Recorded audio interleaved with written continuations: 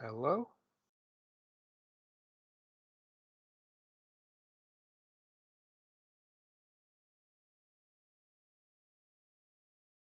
Hello. Oh, hi, Lisa. Uh, sorry, I sorry think people about were just that. waiting for someone Yeah, to I was just speak. looking at all these faces and everything was silent. Hi, everybody. My name's David. Hi, I'm Resource and Support Officer at Kirklees Council. Unfortunately, David Bundy can't be with us today, so you've got drawn me as a short straw, I'm afraid. Ali isn't online just yet. I'm expecting him very, very soon.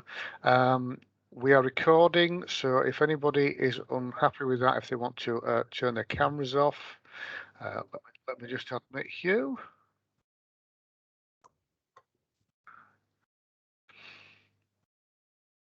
Uh,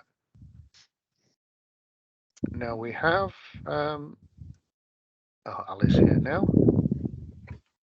Morning, Ali. Morning. I was just explaining, unfortunately, David Bundy is ill, so he can't join us today. Okay. And also, just to say to people that are joining us now, we are recording. So if you're happy with that, then fine. You've clicked on it, you've given consent. But if you become uncomfortable with that during the webinar, please feel free to turn your camera off. The other thing is we have a PowerPoint slide which has a couple of slides in there which talks about breakout rooms. Unfortunately, I'm a bear of little brain and couldn't organise that at short notice, even with Rafaela's incredible help and support over the last 12 hours. And I've become increasingly panic stricken about what I can and can't do on Teams. So we will just gloss over that. If anybody has any questions, want to raise your hand in the normal course of events, I'm sure Ali and I can take questions and keep the thing rolling forward that way. So just ignore anything that says breakout room. They ain't happening today. Right, I think the best thing I can do is hand over to Hugh, who is convener of the Diversity Equals Innovation Network, for his welcome, and then on to Ali for his presentation. Thank you. Thank you, David. Hopefully everyone can hear me. And thanks for setting this all up. I know how difficult Teams, Zoom, and all the other various platforms can be. So well done on doing what you've done. Welcome to Ali Cooper, and I will hand over to you in a moment, Alistair, and I'm looking forward to seeing your presentation. And welcome to everyone who's on this call. I think we've got a fantastic attendance once again. And apologies that we had to rearrange this from previously. I know Alistair had some problems with, I think, COVID of all things previously, which meant we had to rearrange, but I'm really pleased we managed to do so.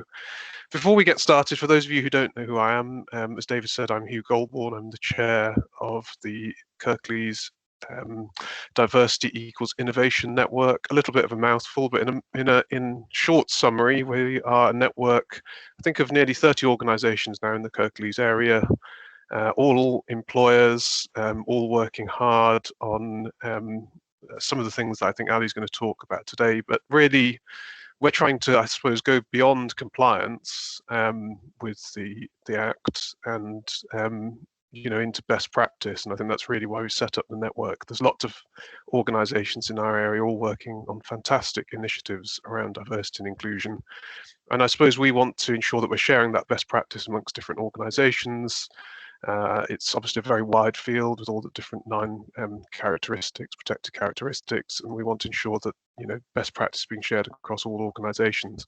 And I think we want to do something further, which is really why we set up the network, which is to sort of create a culture across the area of belonging in terms of not only our workplaces but our wider communities. And I think that's the task we've really set ourselves, which is why it's really exciting to have this series of webinars and to welcome Ali here today. Now, I think we've got an hour for this call, David, correct me if I'm wrong.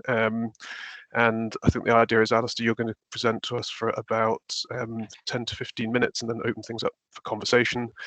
The debate today, of course, is very much centred on the Act itself and the work that your organisation does as the statutory body responsible for implementing it and ensuring that it's implemented in its full respect. And I think you're going to particularly touch upon, I suppose, a lot of the organisations here are public sector organisations, including Kirklees Council and David, who kindly hosted today's seminar. And there is, of course, the public sector responsibility within the Act. So I think it'd be interesting to touch upon that. But then your wider sort of reflections. We're now 11 years on from the Act, of course. We've lost a year, I suppose, due to COVID. And I think, it'd be interesting to know your reflections on where we are 10 years on, and in particular the impact of the Act. And then I guess where you think we're going to go next, because we've very much set ourselves a challenge for the next 3 to 5 years and beyond. So interested to hear your thoughts on that. So if I hand over to you, Ali, and welcome you, and look forward to your presentation. Thank you.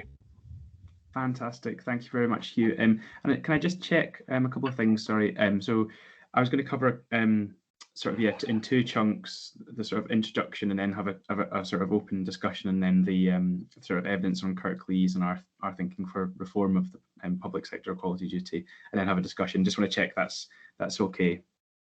That's fantastic from my perspective. Brilliant. Yes. Yeah. Great. And I think David, are you able to run the slides? I'm just trying to do that right now. Let me just try and get some sense out of this. No problem. Can everybody see that? I can't see the slides, I'm afraid.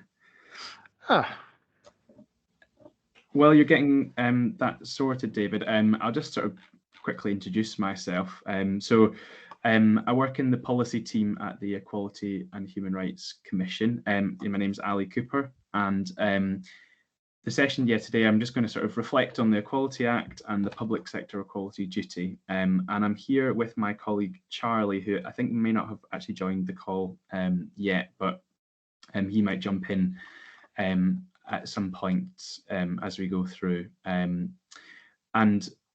Sort of my background, I previously worked at the Government Equalities Office, and that was a couple of years ago. I then joined the Equality and Human Rights Commission. And if you've not heard of us before, I thought I'd give you a sort of quick overview of who we are as a body. So we're an independent statutory body established under the Equality Act 2006. And that's the sort of lesser known brother of the main Equality Act, which is the Equality Act 2010. But there is actually an Equality Act 2006, which basically set us up. And we protect and promote equality and human rights in Great Britain.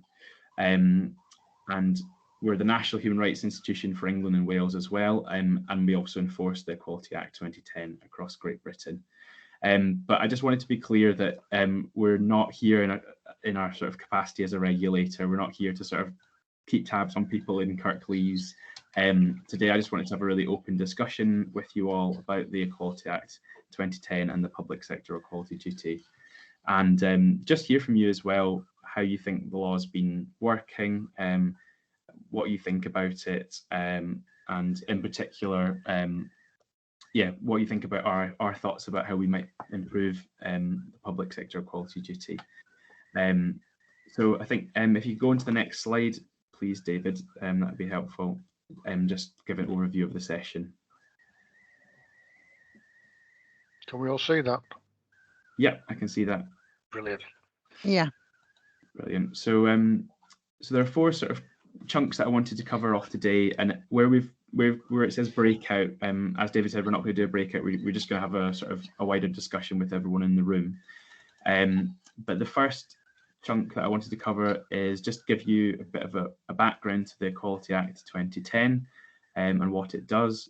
And then I also wanted to touch on the public sector equality duty and give you a bit of a history behind the duty, and also touch on some of the evidence that we've done, which looks at where it has and maybe hasn't been so effective. We'll then have a sort of 10-minute discussion about what I've presented, and I'll be interested in your sort of thoughts and reflections at that point. And then I'll go on to discuss our sort of vision for the public sector equality duty. So share with you some of our thoughts about how we might encourage people to respond better to the duty. And then also I want to just look at some of the evidence that's relevant to Kirklees. So I'll touch on some of the sort of broader stuff about the sort of north, and also some of the stuff that we know, some of the evidence from England. And then, David, are you going to cover just some of the more specific evidence that you're aware of? I am, yes, yeah. Brilliant. Yeah.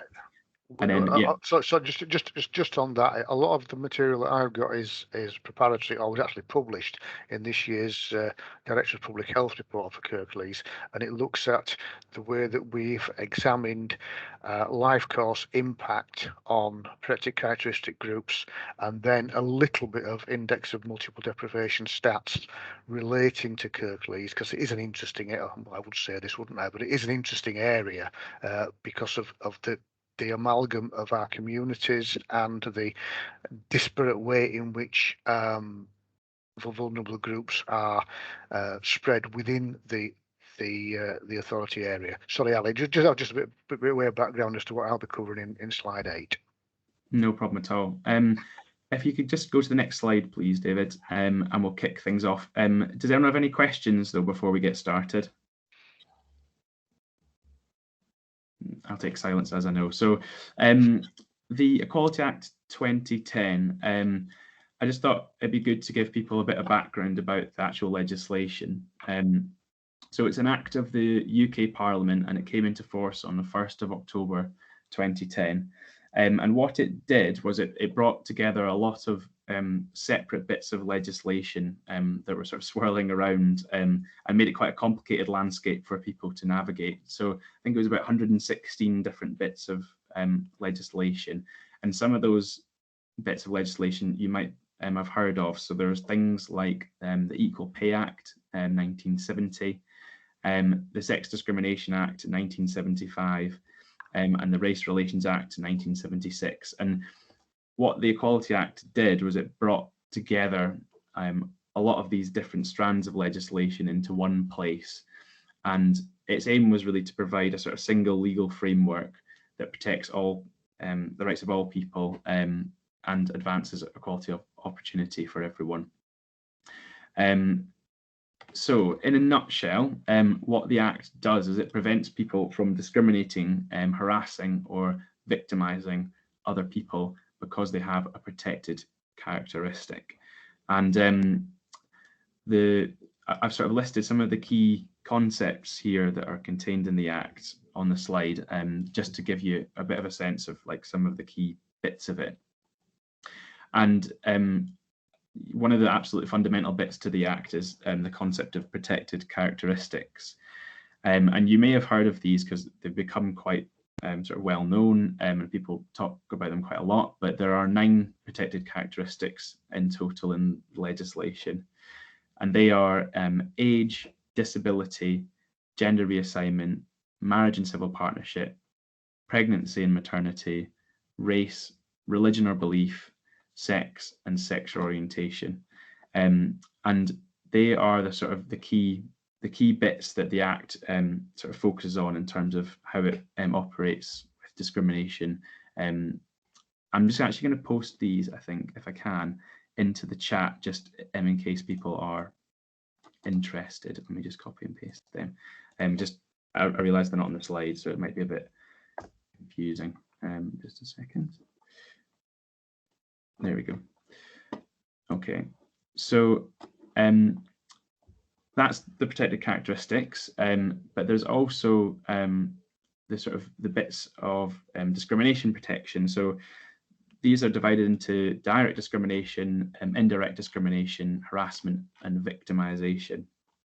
And these are essentially the bits of conduct that the Act prohibit. So direct discrimination is pretty much what it says on the tin, and it's when you treat somebody worse than somebody else because of a protected characteristic. So just to give you a bit of an example on that one, in March this year, we took enforcement action against Pontins, and Pontins run, if you're not familiar, they run sort of holiday parks and retreats. And we'd received information from a whistleblower who was employed at Pontins, who alleged that the company had a sort of discriminatory booking policy that was excluding gypsies and travellers. And essentially what they had actually on their intranet was a list of undesirable guests, is what they called it, and that included people with Irish surnames, and it prevented people with those surnames from booking holidays with Pontins. So we thought that they were discriminating, and it was direct discrimination because they were failing to provide services to guests of a certain race or ethnic group, and therefore they breached the Equality Act 2010. So that's a little illustration of direct discrimination. The next sort of area of protection in the Act is indirect discrimination. And indirect discrimination is where you put a policy or a rule or a sort of way of doing things in place that has a worse impact on somebody who has a protected characteristic compared to somebody who doesn't have one. And you can't objectively justify, so you can't come up with a good reason for why you've got it. So this one is often a little harder to spot, but to give you another example on this, we funded a case, and it's called Ruby against Urswick School, and it involved a schoolgirl who was called Ruby, who challenged the school about its uniform policy, because in that policy they had banned people with hair of excessive volume. And Ruby was mixed race, and she had sort of frizzy afro hair, and we were concerned, and she was concerned, that this policy was putting mixed race pupils at a disadvantage compared to white pupils in the school. So we funded the case and secured a legally binding agreement with the school, and they removed the policy. But that's just a bit of an illustration of indirect discrimination. So the school's put in place this blanket policy, which doesn't seem to single anyone out in particular, unless you look a bit more closely, and actually it's having a particular impact on people with a certain type of hair. So yeah, that's indirect discrimination. And then harassment is the next bit in the Act, and that includes unwanted conduct that relates to somebody, that relates to a protected characteristic, and that has the purpose or effect of violating somebody's dignity, or where it creates a hostile, degrading, or humiliating environment for somebody with a protected characteristic. So the example I've pulled out for this one here is the Paradigm Precision case, and it's another one where we entered a binding agreement with the employer. And Paradigm Precision are an engineering company based in Burnley, and the Manchester Employment Tribunal had found that one of its employees had been harassed because of his sexual orientation. And he'd essentially been bullied by colleagues because of his sexual orientation, and was subject to detrimental treatment because he had sought additional adoption leave. And all of that contributed to him being unfairly dismissed. So good illustration of all the sort of how various behaviours came together to create this quite hostile environment for him.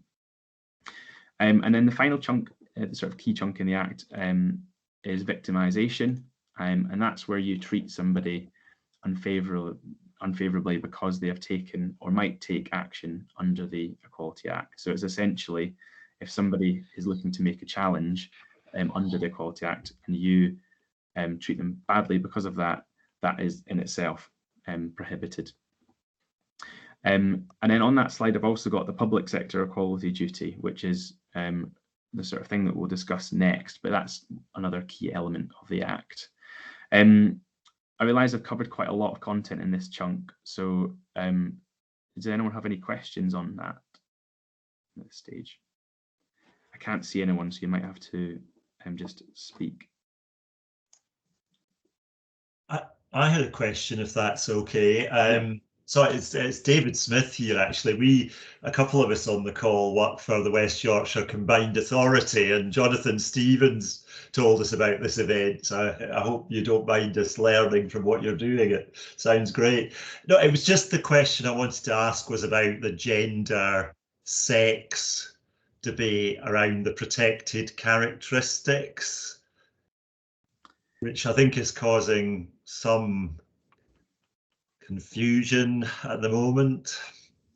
Yeah, I think that's definitely correct. It's causing a lot of confusion and sort of, yeah, disagreement. And I think in terms of sort of general reflections on it, so the Act protects sex, and that is defined as your legal sex. So sex which is on your birth certificate, or if you've obtained a gender recognition certificate, which not many people have, that has the effect of changing your legal sex.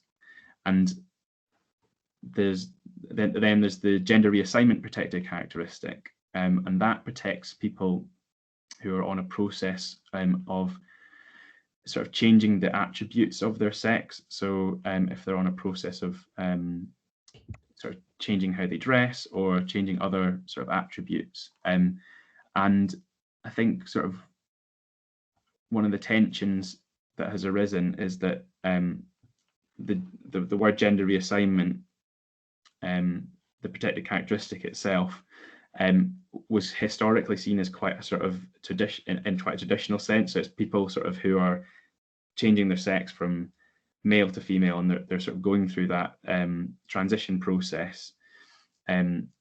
Whereas now a lot of people are identifying in a different way. So they're identifying as non-binary, for example, and that's not quite how the Act originally saw it. There has been some case law actually that says that gender reassignment does cover non-binary people, but that's where some of the tension, I think, is coming in, and where some of the confusion is arising. I think the Act wasn't quite envisaged for how the sort of society today thinks about gender. So yeah, it's quite a complicated area actually, and there's a lot of different bits to it, including how you collect data and the sort of the impact of the Gender Recognition Act. And I won't go into that too much detail, but it is quite a complicated area, and it is increasingly sort of getting quite a lot of litigation as well. So yeah, I definitely agree with you. I think the premise of the question is right. It's quite a tricky one. Okay, thanks. No, that's helpful. I'll just go on to the next slide, please, David.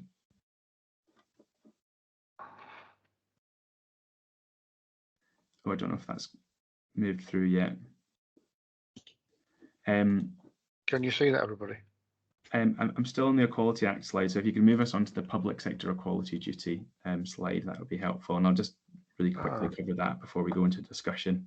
We can see it. We can see it. The public sector equality duty. That's brilliant. Thank you. So, as I mentioned on the previous slide, the public sector equality duty was one of the sort of new things that were brought in under the Equality Act 2010. And the history behind the duty is quite important, actually. And it's got its roots in the Macpherson report, which looked at the circumstances surrounding the murder of Stephen Lawrence and the sort of subsequent police investigation. And I think at the heart of the duty is quite a simple idea, really. And that is that if you're going to tackle some of the most entrenched inequalities in society, you shouldn't really have to just solely rely on people taking individual cases against their employers or sort of public bodies. You need your public bodies to be proactive about tackling discrimination. And I think that links back to what Hugh was talking about at the start about going above and beyond sort of minimum compliance. The public sector equality duty is certainly about that. And what the duty is it's two key bits to it. There's the general duty, which is in section 149, and that says that when a public body exercises its functions it must have due regard to the 3 aims of the public sector equality duty. And those are eliminating unlawful discrimination, advancing equality of opportunity, and fostering good relations between people who share a protected characteristic. So yeah, it's a due regard duty. It's about when a public authority is operating, it has to think about how it might do so in a way that helps achieve those aims. And then another bit of the public sector equality duty is the specific duties. And one bit of them, of the specific duties, requires public authorities to publish equality objectives, and they have to be specific and measurable. And those things are set out in secondary legislation, and the specific duties vary a bit in England, Scotland and Wales. But yeah, the bit that we're going to focus on today in the second chunk of this presentation is the bit about publishing equality objectives. We did a bit of research into how people respond to the public sector equality duty when they set their equality objectives. And it's quite interesting. We found a few things. So, for example, when a public authority sets their equality objectives, they often assume what the key issues are, but they don't look at the sort of key evidence that's available.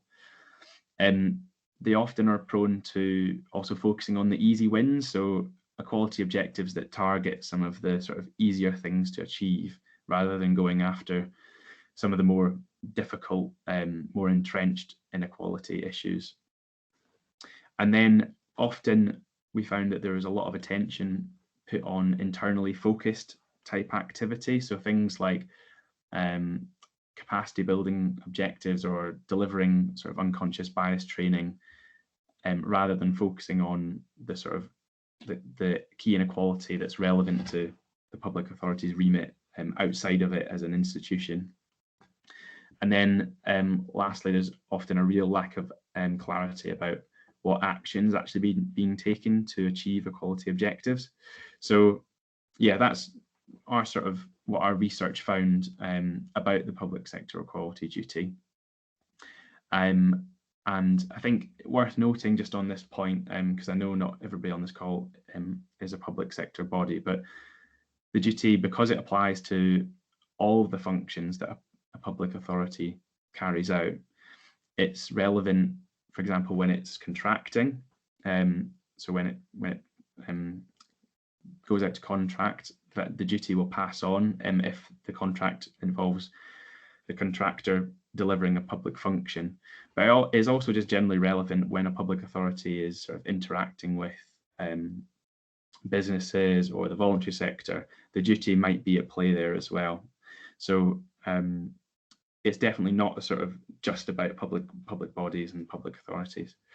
Okay, so if you want to go to the next slide, David, but I think at this point we'll just open it up to sort of 5 or so minutes of questions or discussion about some of the stuff that you might have heard there. And I've got a couple of questions. I can't quite remember them off the top of my slide, but yeah, some of the things I thought you might want to discuss were questions like, what has the Equality Act achieved? Sort of, how is the Equality Act relevant to you? And I'd just be interested in your thoughts about whether you feel it's right and whether it's doing what it originally intended to achieve. Great, thank you. Thanks, Ali. If others want to ask questions, then I'd suggest if you could either put them in the chat. I can see a couple of things have gone in from Alison and Monkhouse, or please raise your hand using the raise hand function on Teams. Whilst others are thinking what they might want to ask, Ali, I've got, I suppose, one question, which is, I was quite interested in the research that you've alluded to around public bodies and the specific duties that they might, the specific and measurable equality objectives that you were talking about. Are there, presumably you did that across the UK, did you? Across different public sector organisations from all different types, local authorities, health, police, etc. Did did you sort of look at, are there any sort of best case examples, I suppose, because you've sort of said that there was a reliance on assumptions over evidence, easy wins and too much internal activity. So I guess, where was there, it'd be interesting to know, particularly near to where we are there examples of organisations who have perhaps reversed that and are very good at the the data gathering and the evidence gathering, have gone beyond the easy wins and are doing some fantastic stuff outside of that kind of, as you described it, internal. Yeah, and I think we all recognise what you're saying there. So it'd be good to know if there are good examples of people doing something different. Yeah. So the research itself didn't pick out sort of specific good examples, but we do have quite a lot of them on our website. And a good sort of local example, a localish example, would be we did a little bit of work with the North of Tyne Combined Authority recently, and they published some what I think are quite good equality objectives this year. And essentially, just to sort of illustrate that a little bit, what we often see, so people will public authorities will publish equality objectives, and they'll say things like, our objective is to just tackle inequality, and that will be sort of all that you see, and that's the objective. And what we're really wanting is trying to get people to be much more prioritized and much more specific, which can be really hard in this space because there are a lot of people who are interested in certain things and are interested in wanting to get you to sort of prioritize their issue. So yeah, what we're trying to get to, and I can't quite remember exactly what North of Tyne did, but there's some quite specific examples on that. But what we're trying to get to is people being sort of, this is the evidence in our area, and we've looked at all these equality issues, and these are the specific things that really stood out to us. Over the next sort of 5 years, we're going to try and increase our sort of engagement with this community by 5%. And I think it's just, really important that people feel that they can prioritize with their equality objectives. You can be quite specific, and also there's no obligation to necessarily succeed. Obviously, we want people to succeed, but we'd much rather a really tightly defined equality objective than a sort of much broader one that it's just hard to sort of know whether success has been had or not. So yeah, I think check out North of Tyne Combined Authority and have a look at our research, because there are some trends that we saw amongst different public authorities in different sectors, which is quite interesting. But yeah, I'll just come on to some of these other questions that are just in the chat as well. I think the first one I can see is from Alison. That's the first one I can see, Ali, as well, from Kirklees Council, I think. Yeah. Oh yeah, so that's about a module that provides an overview. That sounds great. And then Jonathan has asked, with equality impact assessments, are there models, templates for great practice? So it's an interesting one, actually. I think our take on equality impact assessments, so they're not explicitly required by the public sector equality duty, but they're a useful way that a lot of people demonstrate their compliance with the duty. So we don't ourselves, I don't think, publish examples of excellent equality impact assessments because they're not specifically required by the legislation. I think there are a lot of third parties that probably do develop sort of templates. Another sort of useful network to tap into on that one might be the Knowledge Hub on the LGA's network, and I think there's a group of local authority leads who share information on that, and I think they might be able to sort of point you to their equality impact assessments. But yeah, the sort of key takeaway from us is that doing an equality impact assessment on your own won't necessarily mean you've complied with the duty. It's much more about the quality of that analysis and making sure that that thinking isn't a sort of tick box exercise at the end of a decision. It's something that's right at the start, and it's really considered, and it does actually influence the decision as well.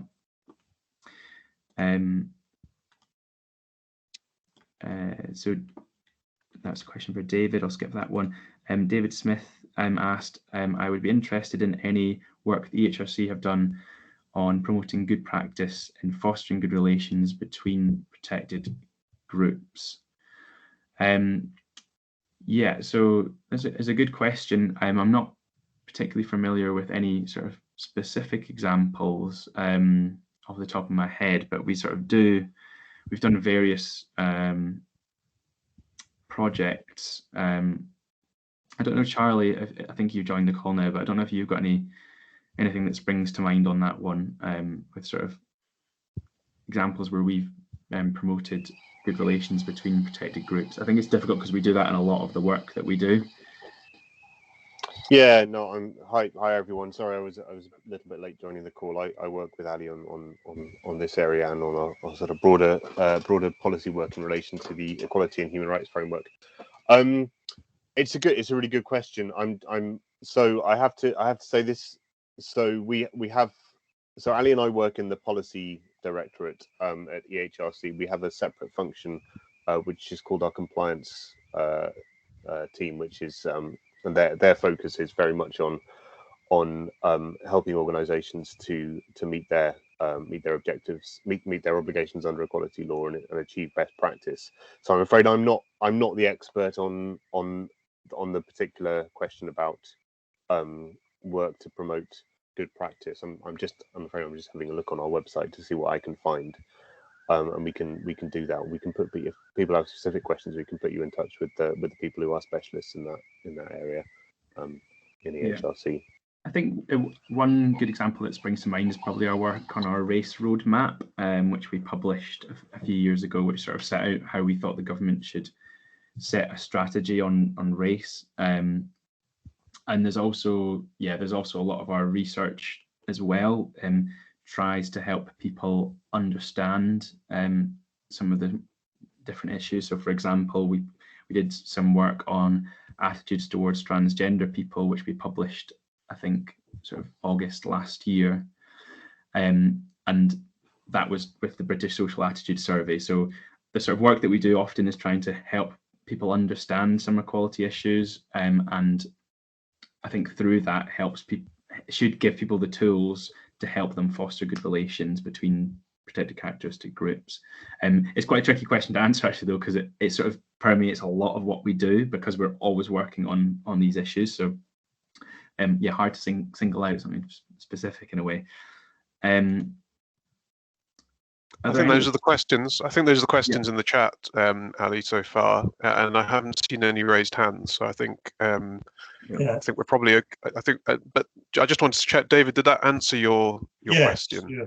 No, I mean it's a difficult question, isn't it? And what you said's interesting and helpful. I suppose the reason for me asking it is that I do think there's a sense that sometimes local authorities or local providers can by addressing the needs of one protected group raise issues for others. And maybe kind of strategically the biggest issue that has had to be addressed in West Yorkshire is when there's a focus on the needs of we're talking primarily Asian, but Black and Asian communities, then somehow there's a perception develops that that's at the expense of, say, a deprived white community. And because our communities can be quite polarized, really, in terms of, the geographical spaces they occupy, that can really be quite a difficult thing. And I personally don't feel I mean, I've worked in local government,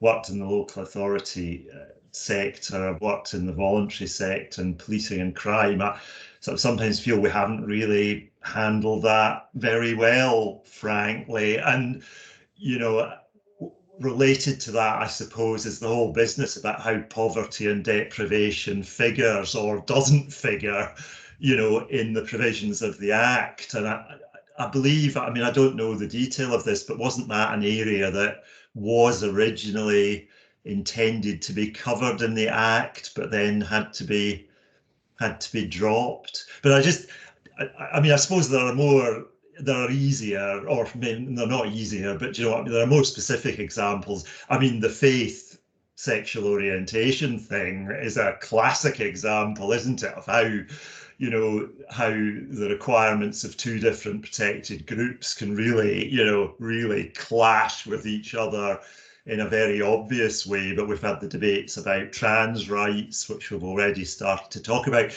It seems to me that's getting more difficult actually for public sector bodies to think about how they handle all of that. It's not getting easier, it's actually getting harder. That's my perception anyway. That's really interesting, David, and I think we'd probably agree that I think some of these debates have got harder and it's become a harder area to navigate. We're actually currently just consulting on our strategic plan, and one of the things that we've put out for consultation is doing more work on fostering good relations. And I think in that we're sort of interested in to what extent we can give people the tools to have debates and disagree respectfully. And that actually links back a bit more to our remit as a human rights institution, and the right of freedom of expression. And I think it's a lot of the sort of equality space has become quite divisive recently, and we want to make sure that people can disagree on these things and on some of these issues, but do so respectfully, and also sort of with an acknowledgement that that is one of their rights, and that they're able to exercise that effectively. So I definitely recognise what you're saying. I'm just going to move on because I'm conscious of time, to the next couple of sections. If you could move us on with the slides, David, that'd be helpful.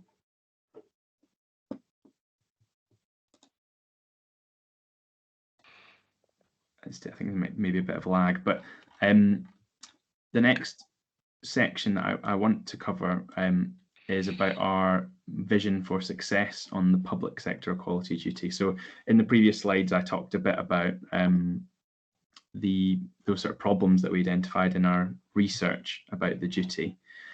So we've been doing a bit of thinking about how we might be able to help people respond more effectively to the public sector equality duty. And unfortunately, I don't think that slide's coming up. Well, it's not for me anyway. But we've come up with sort of 5 things that we'd like to improve. And we've started to develop some thinking about how we might actually make those improvements to the duty. And specifically about that bit about setting equality objectives. So yeah, we've been doing some thinking, and I think it's interesting and important to take away from this bit is that our thoughts about strengthening the duty aren't they can be achieved within the existing framework largely. It's not sort of strictly about reforming the law. That is one of the things that we're considering, though, but and sort of advocating for. But some of these things could be achieved within the existing framework. David, I don't know if you've been able to move on to the next slide. That'd be helpful, just because I've got those 5 things listed. Can everybody else see the 5 items? I can now. Yeah, we can do. Yeah. You can do, right? Okay. I don't.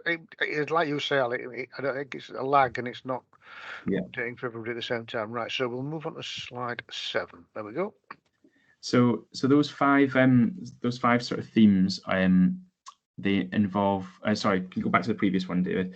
They involve sort of using evidence to target the most pressing issues. So as we mentioned, a lot of public authorities will rely on assumptions when they set their equality objectives rather than focusing on the sort of key evidence. And one of our ideas is whether we could get government to set out sort of national priorities that are based on the evidence. And when public bodies set their equality objectives, they'd have to sort of consider these and whether they're relevant for their own remit. So, for example, the education minister could say, the key equality priority for us is Bangladeshi boys at a national level tend to be underperforming at GCSE level. And then schools in England would then, when they set their equality objectives, would have to think about that priority and ask themselves, is that relevant to us?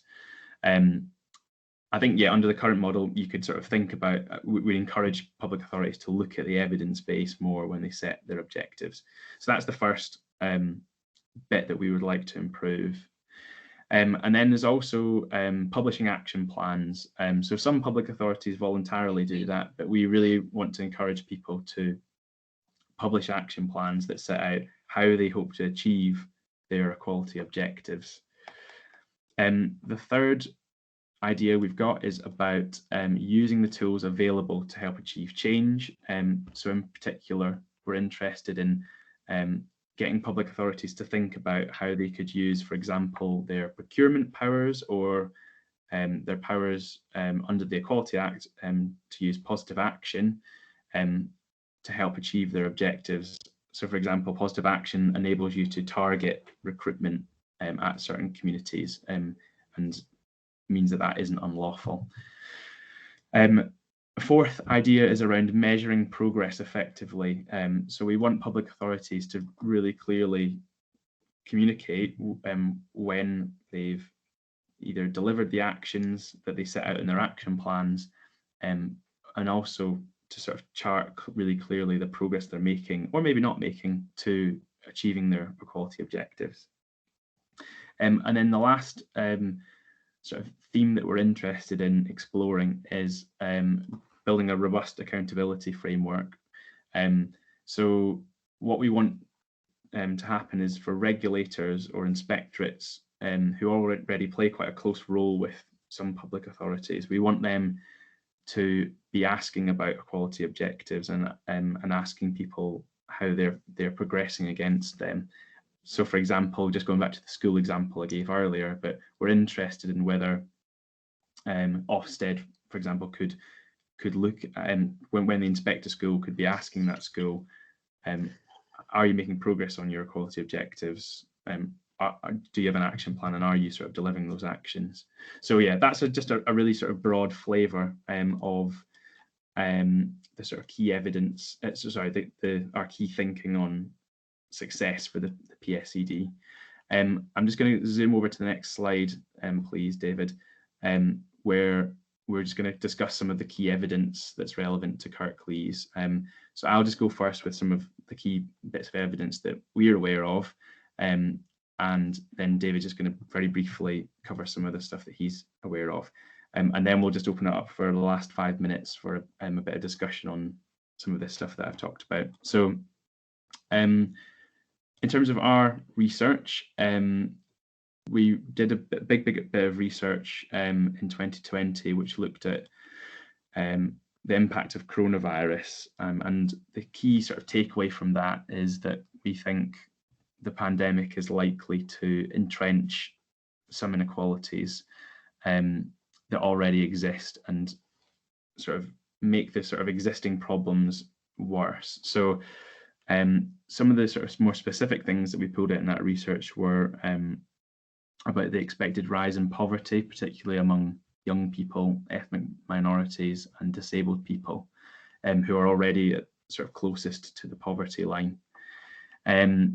And I think I definitely recommend people take a look at that. On the slide, I've sort of mentioned the impact of remote learning affecting already disadvantaged people the most, and also, yeah, the demands on social care. I think really the sort of affecting the financial resilience of that sector as well, and that then impacting on its ability to support workers and also people who use social care. Another bit of research that we did, so this is back in 2018, so less recent, but also worth having a look, is our research report called Is England Fairer? And there we sort of looked at different regions in England, and there's some quite interesting things that I thought I'd pull out about the Yorkshire and Humber region, which is one of the areas that we divided up. And we looked at Pakistani and Bangladeshi groups and found that they had, for example, some of the lowest employment levels in this area, and some of the biggest gaps compared to other parts of the country. And then I think Another point which was also of interest was that in Yorkshire and Humber, it had one of the lowest proportions of care users reporting that they were treated with dignity and respect. So that sort of goes back to our more human rights remit. And then finally, just on disabled people, the Yorkshire and Humber region was where sort of the fewest disabled people reported that they were in good health when we looked at that data. So yeah, just some interesting findings that might be a bit more relevant to you, but I'll pass over to David to just give us a brief overview of some of the more specific research he has, and then if we've got time, we'll just have a quick chat and ask any questions about that before I'll hand back to Hugh.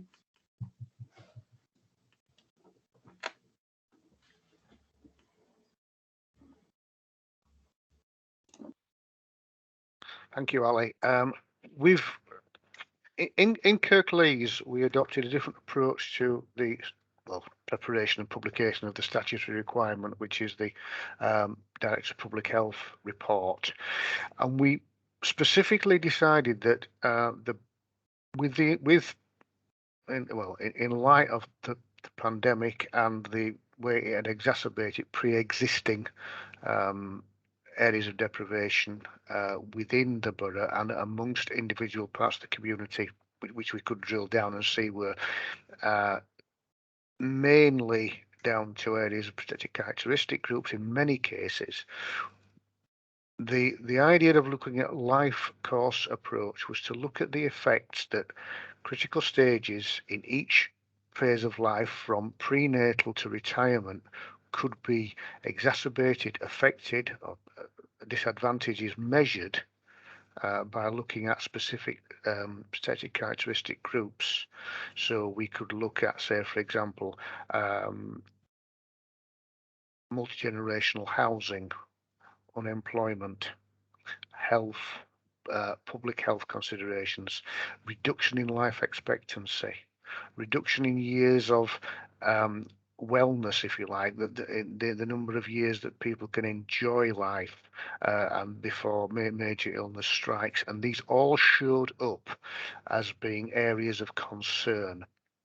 Now, in terms of Kirklees as a whole, it's ranked 83rd out of 371 English local authorities in terms of deprivation. Now, that covers a whole range of issues, from free school meal entitlement to public health issues, educational attainment levels throughout life. An ethnicity attainment gap continues throughout primary school. This was a big finding for us. By year 6, children of black ethnicity fall behind their peers in all 3 core skills. Kirklees is not alone in that. There is a national trend in this, but it's one which was particularly highlighted in our statistics. And our well-being survey for young people found 1 in 5 LGBT young people worry about being victim of crime. One of the other indices we looked at was mental health, and a lot of the mental health issues which people encounter or did find affecting their life chances later in life, many of these are set by the age of 14. And again, there's a wide disparity here.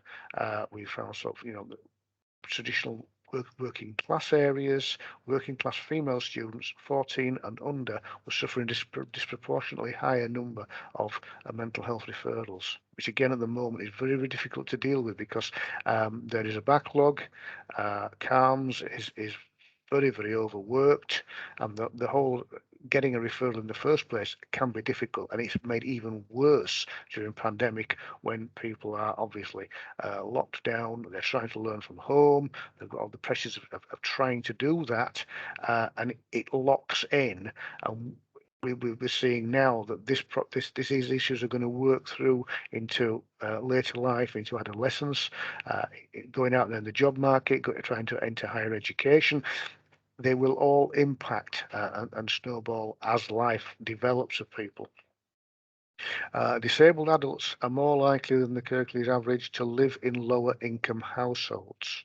Again, we have an issue here because there is a lack of capital funding to modify houses to make them suitable for people with disabilities.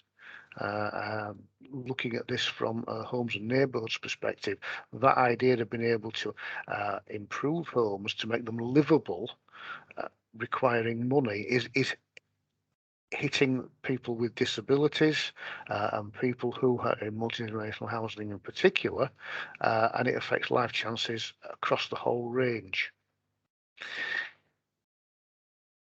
And finally, which is perhaps the most worrying of all, looking to the longer term future, children born into families living in the most deprived areas of Kirklees have a much shorter lifespan. Again, that is affected in different areas. One of the things that we also have in Kirklees is the areas of deprivation are not equally spread. You can find wards which have areas of high income, where people really in the next street or a couple hundred yards away are living in areas of relative deprivation or serious deprivation.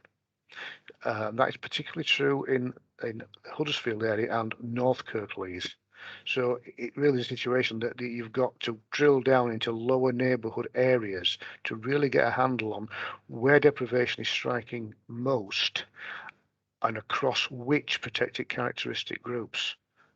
Be it ethnicity, be it gender, and again, trying to target or be able to long-term target plan resources to address those issues, very, very difficult in the current climate because we don't have much of an idea coming out of the pandemic. Although we talk about levelling up, we don't have much idea of what levelling up actually means in terms of resource availability, so that we can get into those areas and address deprivations which have been exacerbated considerably by the pandemic itself. Any questions on that?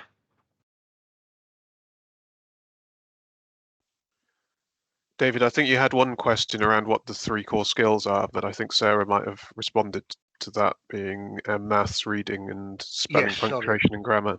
I should have gone further into that. Yes, it is the old reading, writing, arithmetic element, which is measured in SAT testing. We particularly look at in that. Great. Okay. I can't see any raised hands. I know Jonathan has had to give his apologies because he needs to attend another meeting. Sorry, you. If I could just come back on that point on the black ethnicity.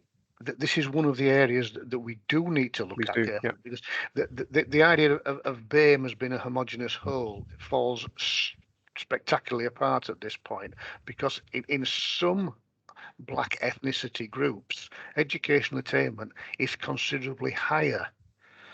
So if we were to look at students of an Indian ethnicity or Chinese ethnicity, we'd see a much higher attainment level. Whereas if we're looking at schools from Black African Caribbean, if we are looking at children from a Bangladeshi background, there is a lower. So the spread, if you like, the median spread is very, very diverse in this area, and it's difficult to say, well, black ethnicity fits all.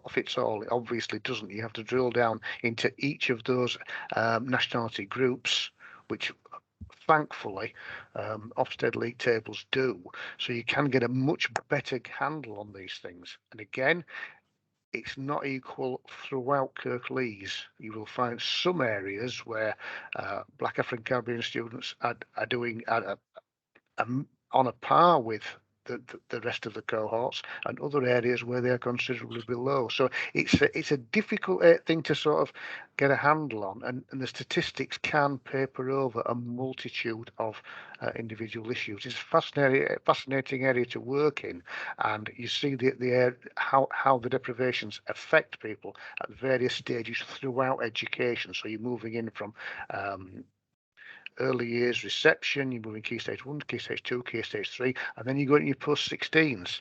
But those areas of deprivation are factored in, and you can then track across the age ranges how each one is affected individually, if you like, by the deprivations that they've experienced in earlier life. So the life course approach is a very subtle way of being able to try and capture as much data as we possibly can, in able to sort of future plan or try and future proof public health planning. Great, thank you. Thanks, David. Thanks for clarifying on that. As I say, I haven't seen any raised hands. There has been a bit of conversation in the chat because Jonathan raised a question about the strategic plan that Ali alluded to, and I can see Charlie's responded and posted a very useful link there. So everyone on the call, I'd suggest that you take a note of that if you did want input into that. Whilst others might want to think of questions, and I know we've only got a couple of minutes left, I guess one that naturally flows from both of your presentations, particularly yours, Ali, is for the council's perspective, I suppose, David, given the presentation you've made and the sort of 5 key points that Ali outlined, I think very clearly, I suppose it'd be useful to know how we take this evidence, or how you're planning to take some of this evidence and then turn it into the action plans, the specific deliverables, etc. that Ali's outlined in those 5-point plans. I think that might be something, maybe not for today's call, but certainly for future discussions. I think it'd be very useful for other members of the network to understand that. And I'd probably encourage the other public sector bodies that are part of our organisation to maybe, I think at a future stage it would be useful perhaps to hear from all of them. Maybe come forward and outline this as well, because we don't just want to pick on the council in that respect. And then I think another question that was particularly interesting for me is on your list, David, and I appreciate this is public health, but it would be interesting perhaps to track from the data that Ali produced around Pakistani and Bangladeshi communities having much lower incomes across Yorkshire and Humber, whether that's also the same in Kirklees, because I think, thinking of our network, we are particularly a network of employers, and I think it'd be quite interesting if that data is also an outlier in our area. Perhaps we should be doing something and putting some action plans in around that across all our organisations. So that was the other point that sort of stood out to me quite strongly. I can answer the question in the affirmative. It is an issue in Kirklees, but I can't at the moment put my finger directly on the stats for that. But it is quite marked in terms of disposable income figures that I've seen. Right. Those 2 specific groups are way down, if you like. All right, Lars. Okay, so we should probably pick that up, I think, in a future meeting of our network and look at that across all different organisations. I think that's really useful, and thanks for raising that, then, Ali.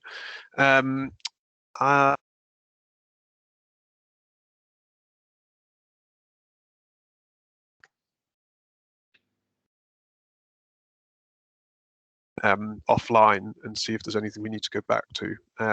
Mindful we've reached the end of the time, so I do just want to thank both of you, and Ali and also Charlie as well from the Commission, for joining us. As some have said in the chat, I think this is the start of a conversation, and probably we just need to think about how we're going to continue the conversation, both between ourselves and yourselves, Ali, that as you continue to develop strategy and policy and understanding, and then also I think there's somebody is right to say we should probably be thinking about how we open up the conversation across West Yorkshire as well. So I think we'll take those away as actions. But yeah, can I thank everyone for joining, and particularly you, Ali. I'm glad that you're now fully recovered. I should have said that at the start. David, please can you pass on our best wishes to David Bundy as well, and certainly can. And I hope he has a swift recovery as well. And yeah, if I can thank everyone. We have another webinar and a couple of other webinars in the planning, so please look out for those. It's obviously Black History Month from Friday, and so there will be I think an event coming forward in relation to that as well. And we're also looking to replan our financial inclusion event with Yorkshire Building Society at a later date. But other than that, thanks to everyone for joining, and yeah, I hope you have a good rest of the day and look forward to continuing discussion as we go forward. Thank you. Thank you very much. Thanks, Ali. Yeah, thanks, David. Yeah, thank you, everyone.